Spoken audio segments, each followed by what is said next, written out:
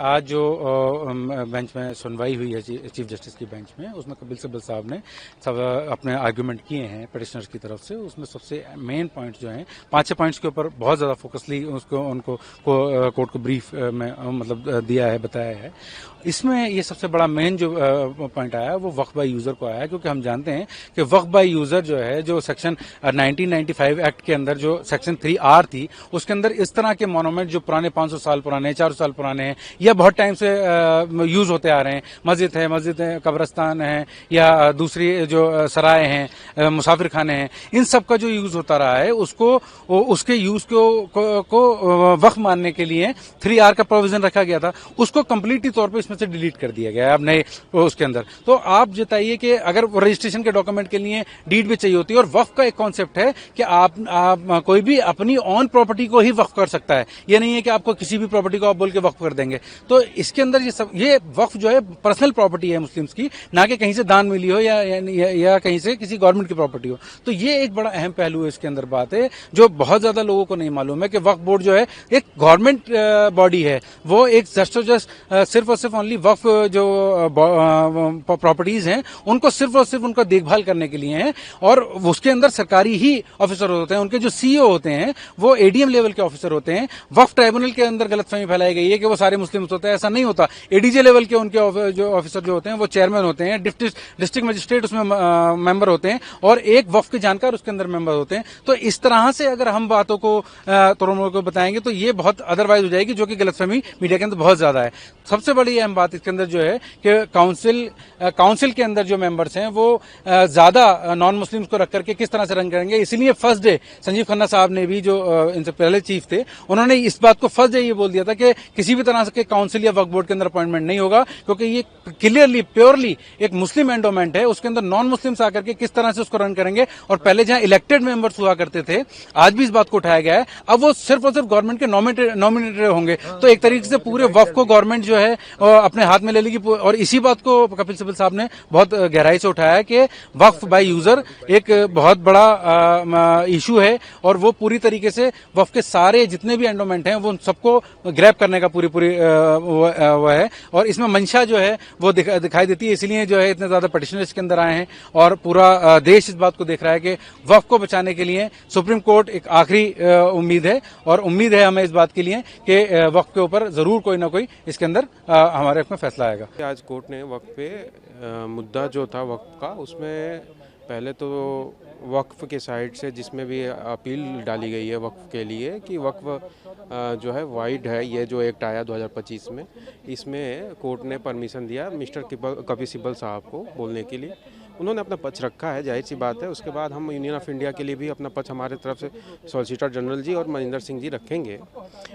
देखिए, जहाँ तक सरकार के वक्फ की बात है, तो ये वक्फ बिल में कहीं ना कहीं ये सबको पता है और पूरे देश को भी पता है कि वक्फ में कहीं ना कहीं तो इनलीगल धांधली है, या जो भी कह लीजिए, कि दूसरे नंबर पे पूरे देश में वक्फ ही क्यों है, वक्फ का कब्जा इतनी प्रॉपर्टी कैसे आ गई।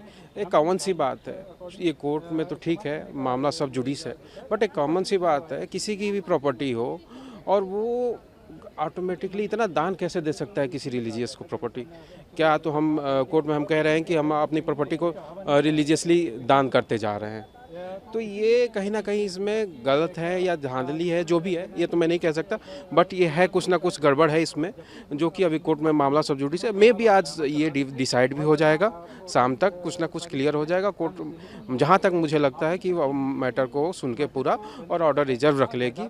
लेकिन वक्फ को मेरे हिसाब से सेंट्रल गवर्नमेंट की तरफ से ये सही डिसीजन है, और कोर्ट भी मेरे हिसाब से इसी फेवर में कहीं ना कहीं डिसीजन करेगी। देखिए, कोर्ट में अभी दलील रखा गया ये पक्ष, वक्फ बोर्ड के पक्ष की तरफ से, माननीय कपिल सिब्बल साहब की तरफ से, कि ये वैलिडेशन जो है आर्टिकल 300 और 308 का कहीं ना कहीं वाइडेशन है। बट इस कोर्ट ने इसको मुझे नहीं लगता है कि सीरियसली लिया। कोर्ट ने ये भी पूछा कि जो भी वक्फ में आपको सिब्बल साहब ने बोला कि मंदिरों में बहुत सारे दान जाते हैं और यहाँ पे वक्फ में या मुस्लिम उसमें कोई मॉस्क में मस्जिद में कोई दान का प्रोसीजर नहीं है, इसलिए वक्फ के थ्रू ही दान का एक माध्यम है। तो जबकि माननीय चीफ जस्टिस ने भी उसको हंसते हुए पूछा कि क्या मैं भी दरगाह में गया हूँ, दरगाह में तो दान दिया जाता है। तो ये कहीं ना कहीं दिखाता है और बीच में कि कोर्ट भी इसलिए इस रवैये से कहीं ना कहीं नेगेटिव वे में है कि वक्फ का जो है कहीं ना कहीं इनवैलिड नहीं है जो एक्ट आया है 2025 में। और ये बार बार दो चीज़ें उठाया कोर्ट के सामने सिब्बल जी ने, और उसमें कोर्ट में ने भी कई बार इंटरफेयर कि 1934 और 1954 में जो अमेंडमेंट हुआ वक्फ एक्ट में वो कहाँ तक रेट्रोस्पेक्टिव अप्लाई हुआ कि प्रोस्पेक्टिव हुआ, इस पे कई बार पूछा।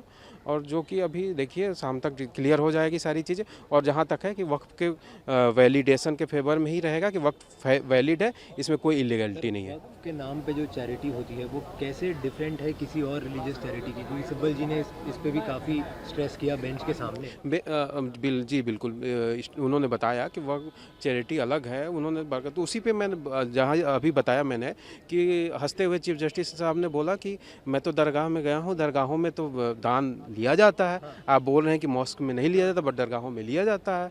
तो उसका जवाब कहीं ना कहीं नहीं दे पाए, वो भी हंस के टाल के। हाँ बिल्कुल सेम है। और वक्फ में जो भी आप देखिए ना, देश में दूसरे नंबर की प्रॉपर्टी कैसे हो सकती है एक धर्म की।